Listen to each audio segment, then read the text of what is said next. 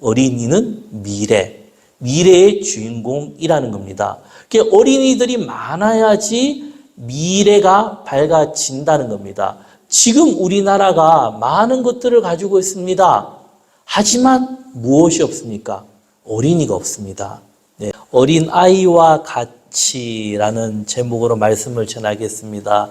4월 18일 날 PD수첩에 반영된 것입니다.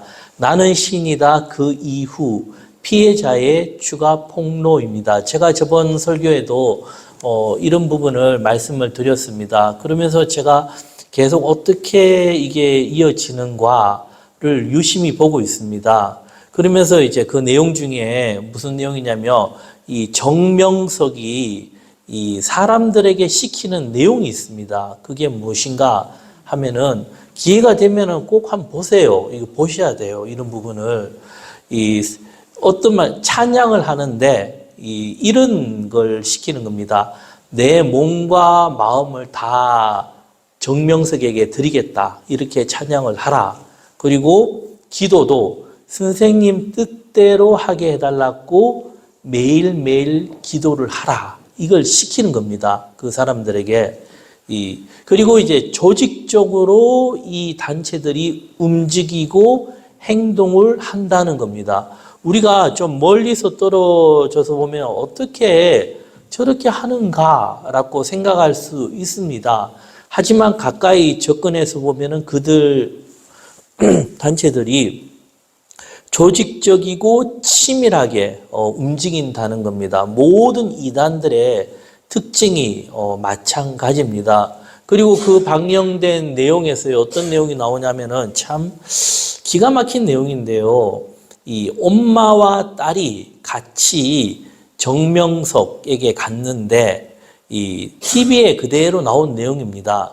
두 사람을 불러서 하는 행동이 이 딸에게 성추행시키면서 그걸 엄마가 보고 아는 겁니다. 알면서 이 딸이 이야기를 하니까 엄마가 하는 말이 감사해라. 신랑이 신부를 그렇게 사랑해 주는데 뭐가 문제냐? 내가 못 깨달아서 그런 거다. 기도해봐라. 네가 사탄이 들렸다. 그리고는 뭐 나도 선생님이랑 그래 했다. 근데 그 엄마가요, 기가 막히게 고위 공무원이라는 겁니다. 참 이게 무서운 겁니다. 우리가 이런 부분을 잘 인지하고 알아야 됩니다. 이단들이요, 날이 가면 갈수록 수단과 방법을 가리지 않고 이 타겟을 잡는 게 어디냐면 교회입니다. 교회. 우리가 그래서 그 세계에 들어가면은 세뇌 당하는 것도 있지만 그거보다 더 중요한 것이 미혹의 영이라는 겁니다. 귀신들의. 그런 미혹의 영이 역사를 하기 때문에 거기에 빠진 사람들은 헤어나오지도 못하고 어떻게 해요? 계속 머물러 있는 겁니다. 그리고 어느 정도 들어가면 그때는 나오지 못하게 협박을 해버리는 겁니다. 그래서 그 가운데 이제 그 메이플이라는 그 여자가 자기도 이제 같은 말을 하는데 간증을 하는 겁니다. 정명석이 메시아였고 하나님의 몸이니까 내가 틀린 거다 생각을 했었고 자신도 그렇게 생각했기 때문에 벗어날 수 없었다. 그리고 다른 사람들도 똑같이 생각했다는 겁니다. 그리고 정명석 뒤에서 2인자로 있는 다들 아시는 내용이지만 정조운이라는 사람이 모든 일을 꾸몄는데 이 사람이요 서류상으로 17년부터 19년까지 3년 사이에 51억 부동산을 축적했다는 겁니다. 서류상으로. 그러면 그동안 얼마나 많은 비리가 있겠습니까? 이게 이단들의 정체라는 겁니다. 저번에 제가 말씀을 드렸듯이 한 번 더 강조를 하면요. 다른 많은 것들이 있지만 그 일일이 다 교리적인 거 따져봐야 이해 안 됩니다. 이런 특징을 잘 파악을 해야 돼요. 세 가지로 제가 말씀을 드렸습니다. 첫 번째, 상식에서 벗어난 행동을 한다. 두 번째, 자기만이 옳다. 다른 사람들의 잘못을 이야기하는 겁니다. 그리고 세 번째, 사람들 간에 이간질 시키면서 자기 쪽으로 오게 만든다는 겁니다. 혹 주위에 이런 성향을 가진 사람들이 있으면요, 가까이 가지 마세요. 안 좋은 겁니다, 그게. 자기만이 옳고 다른 사람들이 틀렸다. 이게 이제 기존 교회에 활동하는 경우가 많이 있는데, 신천지가 또 그런 특징이 강하죠. 그들이요, 부정적이고 반대적인 성향을 가진 사람들, 감정적으로 이런 사람들을 와서 파악을 하는 거예요. 그리고 그들에게 접근해서 어떻게 해요? 그 사람 생각을 들어주는 거예요. 합리화시키는 겁니다. 그리고 자연스럽게 자기들 쪽으로 유도하고 교육을 시킨다는 겁니다. 그러면 이단들 그리고 잘못된 단체들이 처음부터 그렇게 규모가 크지는 않습니다. 점점점 자신의 세력들을 키워 나가는 겁니다. 그리고 그들이요, 처음 시작할 때 나타나는 공통적인 특징이 있는데, 그 특징이 무엇인가 하면 거의 다 이렇게 갑니다. 성경을 벗어나서 신비적이고 이적들 병 고치는 것을 굉장히 강조를 많이 합니다. 그리고 상식에서 벗어난 행동들, 사람을 넘어뜨리거나 이상한 행동들, 그리고 환상적인 것, 이런 것들을 많이 하면서 사람들을 미혹을 시키는데, 지금 유튜브만 보더라도 와, 이런 걸 자랑으로 하면서요, 하는 사람들이 많이 있어요. 상당히 많이 있습니다. 그리고 거기에 같이 구독하고 회원이 되는 사람들도 많이 있다라는 겁니다. 참 기가 막히는 겁니다. 그리고 그쪽에 있는 사람들이요, 처음에 들을 때는 뭐 이러냐 하는데 몇 번 들어버리면 어떡해요? 좋은 거예요. 그리고는 상대편에게 최고다, 최고다, 이렇게 들어보세요, 이런 식으로 한다는 겁니다. 간단하게 얘기하면은 10년을 보면 돼요. 10년. 신앙생활이라는 게 우리가 기독교도 역사가 있지 않습니까? 그러니까 10년을 보면은 그런 단체들, 이렇게 하는 사람들 거의 다수가 정체가 드러나고, 10년을 못 기다려도 3년에서 5년 정도만 보더라도 그게 드러난다는 겁니다. 그리고 이쪽으로 한번 빠진 사람들의 특징이 어떤 특징이냐면은, 첫째가 감정적으로 치우치고 그 사람이, 그분이 최고라는 겁니다. 그 선생님만이 옳다라는 겁니다. 그리고 그들이 변화되는 형태가요, 감정적으로 되면서 날이 갈수록 상식적으로 벗어난 행동들을 많이 합니다. 그리고 이제 성경을 보지 않고 점점점 신비적인 기도에 치우치고, 후에는 교회를 멀리하면서 교회는 잘못되었다, 그리고 그쪽으로 갑니다. 그리고 자기 주위에 있는 사람들 다 끌어당겨요. 같이 미혹하고 이렇게 넘어지는 겁니다. 우리가 이런 것을 참으로 조심해야 됩니다. 이 신앙의 본질은 뭐죠? 시작과 끝은 하나님의 말씀이라는 겁니다. 자, 같이 해보겠습니다. 말씀에서 벗어나는 것은 쳐다보지도 말자. 네, 아예 보지 말아야 돼요. 그들과 언쟁하고 그들 이기려고 다투면은 그것도 손해입니다. 그냥 안 보면 돼요. 그게 제일 좋은 방법입니다. 이런 하나님의 말씀이 기준이 되고 표준이 되고, 그리고 여기에서 벗어난 이런 행동들은 잠시 멈춰서 지켜보세요, 이게. 그리고 감정적으로 따라가지 않는 게 참 중요하다 여겨집니다. 오늘 본문에 예수님도 이야기를 하고 있습니다. 그 말이 무엇인가 하면 하나님의 나라를 이야기하고 있습니다. 천국입니다. 천국. 천국이란 말이 정말 좋은 말입니다. 그런데 이런 말도 이단들이 다 버려놨죠. 성경에서 정말 좋은 말들을 이단들이 다 악용을 해서, 그죠? 제자들은 그 시대 예수님이 말씀하신 하나님의 나라 천국을 전혀 이해하지 못했던 겁니다. 그 결과라 오늘 이제 본문에 나오는데 18장 1절 우리가 같이 읽겠습니다. 그때의 제자들이 예수께 나와 이르되 천국에서는 누가 크니까? 그 제자들이요, 어떻게 묻고 있습니까? 예수님, 천국에서는 누가 큽니까? 누가 크냐고 물어보는 겁니다. 그 말 속에는 이 천국보다도 이 땅에서 이제 예수님이 하나님 나라에 있을 때, 하나님 나라 생각 안 하고 이 땅의 왕국을 세웠을 때 누가 큰 자가 될 것인가?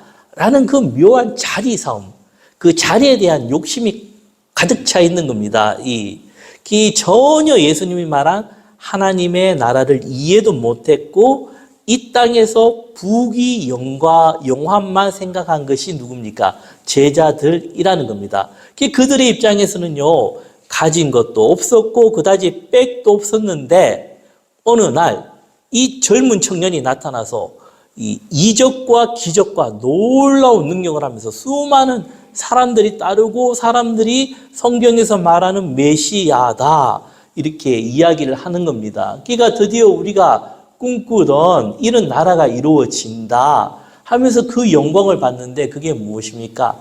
땅의 영광입니다. 땅의 영광. 예수님과 보내는 세월이 쉽지는 않았지만은 그들에게는 소망이 있었습니다. 어찌 보면은 그들이 가장 쉽게 얻는 길을 택했다는 겁니다. 그렇게 가다가 예수님 십자가를 딱 치니까 어떻게 해요? 제자들은 자신들과 생각한 거와 완전 다르니까 다 흩어졌지 않습니까? 그들이 질문이 무엇입니까? 천국에서는 누가 크니까? 결국은 자신들의 권력 싸움에 들어가 있는 것, 자리 싸움이라는 겁니다. 근데 예수님의 이 복음서에 보면은 이 대화라죠. 그 대화가 예수님의 말씀이 기가 막히는 겁니다. 예수님이 어떻게 말씀을 하시냐 하면은 2절 우리가 같이 읽겠습니다. 예수께서 한 어린아이를 불러 그들 가운데 세우시고 3절도 같이 읽겠습니다. 이르시되 진실로 너에게 이르노니 너희가 돌이켜 어린아이들과 같이 되지 아니하며 결단코 천국에 들어가지 못하리라. 예수님이 제자들의 말을 듣고 그 말씀을 해주시는데 그 말이 무엇인가 하면은 천국, 하나님의 나라를 이야기를 합니다. 비유를 듭니다. 그 비유가 무엇인가 하면은 어려운 것이 아니라 가장 쉬운 비유입니다. 어린아이 하면은 어떻게 해요? 어디를 가나 다 있는 것이 어린아이라는 겁니다. 그러면 어린아이, 우리가 생각할 수 있는 게 무엇입니까? 어린이 하면 생각할 수 있는 게 많은 것들이 있지만 무엇보다도 미래입니다. 어린이는 미래의 주인공이라는 겁니다. 어린이들이 많아야지 미래가 밝아진다는 겁니다. 지금 우리나라가 많은 것들을 가지고 있습니다. 하지만 무엇이 없습니까? 어린이가 없습니다. 네. 학교가 점점 없어지고 있습니다. 청년들이 없어지고 있습니다. 어린이는 미래입니다. 결국은 우리가 무엇을 잃어가고 있다는 겁니까? 미래를 잃어가고 있다는 겁니다. 하지만 우리가 배고프고 가난했던 50년, 60년, 70년에 없었습니다. 먹을 것도 없었지 않습니까? 근데 무엇이 풍족했습니까? 어린이들이 많았죠. 어른들보다 최소 어린이들이 3배에서 5배 많았지 않습니까? 제가 초등학교 다닐 때만 해도 이제 오전반, 오후반이 있었습니다. 그래서 왜 그러냐면은 공간이 없으니까 60명 꽉꽉 채워서 오전반 끝나면 이제 오후반 가서 또 수업하고 이렇게 가던 것이 지금은 어떻게 해요? 학교가 이제 없어지지 않습니까? 그만큼 우리가 참 미래를 잃어가는 것이 아닌가 우리가 생각해 볼 수가 있습니다. 그리고 이제 3절에 보면요. 어린 아이들과 같이 되지 아니하면 어떻게 해요? 천국에 들어가지 못한다. 하나님의 나라는 이런 어린아이와 같이 된 자들이 들어가는 곳이라는 겁니다. 이 말씀이요. 굉장히 쉬운 말씀이지만은 어렵다라는 겁니다. 왜 그런가 하면은 우리 모든 사람들이 어린 시절을 다 겪었습니다. 어린 시절을 겪지 않는 사람은 없습니다. 그리고 부모가 되어서 이 어린이들을 다 키웠지 않습니까? 다 키웠습니다. 그리고 주위에 수많은 어린아이들을 보고 있습니다. 그런데 우리는 어린아이를 모른다는 겁니다. 나 자신이 어린아이가 무엇인가를 이해하지 못한다는 겁니다. 예수님은요, 가장 쉬우면서도 어려운 비유를 말씀하고 있다라는 겁니다. 그리고 계속 말씀을 이어가는데요. 4절 우리가 또 같이 읽겠습니다. 그러므로 누구든지 이 어린아이와 같이 자기를 낮추는 사람이 천국에서 큰 자니라. 이런 어린아이와 같이 자기를 낮추는 자가 천국에서 큰 자라는 겁니다. 천국에서 큰 자가 누구입니까? 어린아이와 같이 자기를 낮추는 자. 첫째는 어린아이, 두 번째는 어린아이와 같이 자기를 낮추는 자가 천국에서 크다는 겁니다. 결국 우리가 교회에서 가장 큰 사람이, 큰 자가 누구겠습니까? 어린아이 같이 자기를 낮추는 사람이. 그러면 어린아이와 같이 자기를 낮춘다는 의미가 무엇일까? 참 이 의미도 쉽지가 않다라는 겁니다. 우리 눈으로는 참 보지만은 어떻게 해요?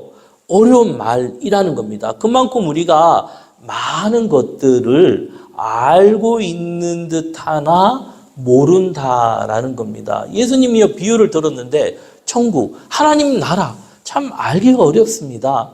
그 비유 중에서 어찌 보면 가장 좋은 비유인데요. 어린 아이와 같이 되었을 때 하나님의 나라에 갈 수가 있고, 그리고 그 나라에서도 가장 큰 자가 어린 아이와 같이 자기를 낮추는 자. 참 어렵지 않습니까? 이게 천국 비유라는 겁니다. 하나님의 나라. 근데 어렵지만은 우리가 바로 눈만 뜨면은 다 보는 그 세계라는 겁니다. 누구나 다 아는 사실이지만은 참 이런 부분을 바로 이해하기 위해서는 참 이게 쉽지가 않다라는 겁니다. 그래서 제가 이런 부분을 참 생각을 많이 해봤어요. 해봐도 참 어렵다라는 생각이 듭니다. 그러니까 어린이들의 특징하면 무엇이 있습니까? 순수함, 있는 그대로 믿는 것이고, 그리고 가식적인 것이 없다라는 것이 어린이들의 특징이고, 그리고 엄마 아빠를 어떻게 해요? 최고로 생각하고 인정한다라는 겁니다. 조금 더 크면 어떻게 해요? 이제 이게 없어지죠. 이 어린이들만이 가지고 있는 그 특징입니다. 어제 제가 이제 정명석 쪽하고 이제 설교 준비를 이 사무실에서 하고 있는데 밖에서 소리가 들리는 겁니다. 그 소리가 들리는데, 야, 어쩌면은 다혜의 목소리랑 이렇게 비슷할까? 그 소리가 들리는 겁니다.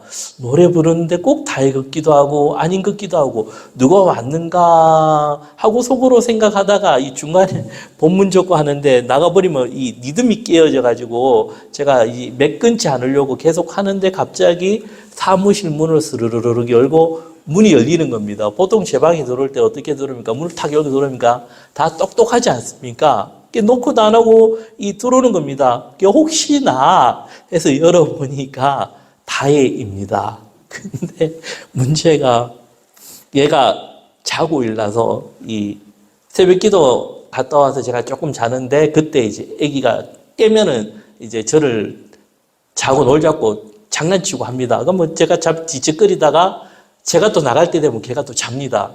예, 그렇게 하고 나왔는데 자고 일어나 속옷 차림으로 엄마한테 얘기도 안 하고 이제 문을 열고 나가니까 슉 나가서 속옷 차림 이제 그대로 오고 머리는 이제 엉망이고 그리고 어제 이제 얼굴에 온몸에 열꽃이 확 피었습니다.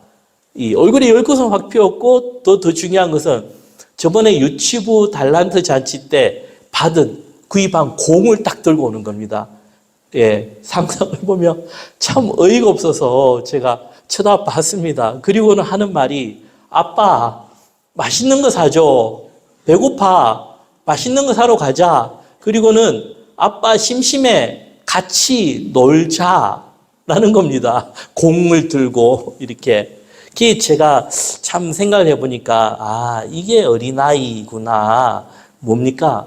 부끄러운 것도 모르고 창피한 것도 모르고 무엇입니까? 엄마 아빠가 최고라는 겁니다. 그리고 어린이들은 살면서 불편한 건 모릅니다. 이게 굉장히 우리 인체 중에 어린이들이 그 면역 기능이 강하지 않습니까? 어디든 갖다 놓아도 적응을 잘하는 게 누구인가 하면은 어린이들입니다. 근데 어린이들에게는 필요한 게 있습니다.